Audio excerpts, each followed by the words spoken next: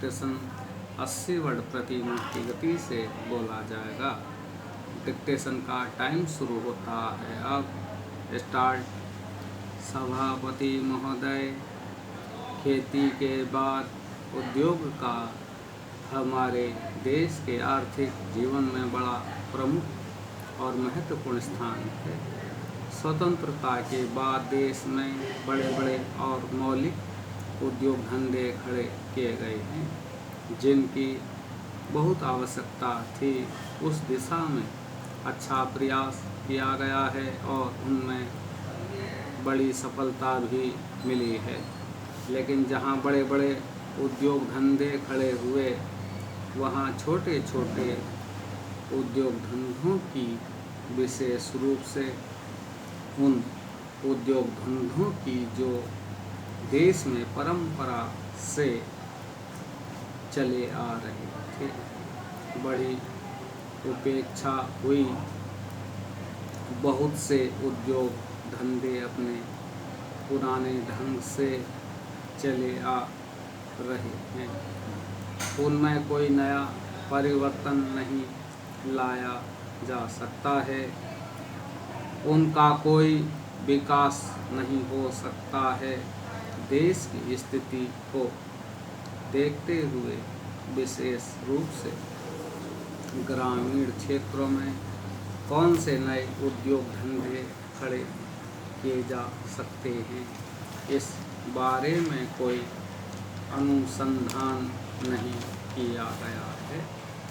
खादी और ग्रामोद्योग स्थापित किया गया और उसने खादी और कुछ ग्रामीण उद्योग धंधों को लिया, लेकिन उसकी भी कुछ सीमाएं हैं।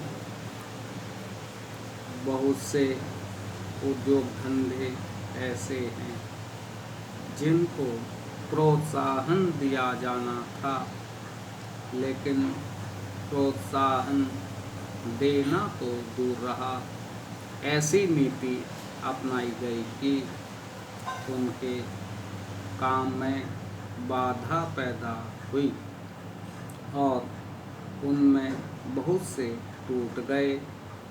इसका परिणाम यह हुआ है कि एक तरफ तो हमने दिखाने के लिए बड़े बड़े कल कारखाने खड़े किए हैं, लेकिन दूसरी तरफ बेकारों की संख्या बढ़ती गई है।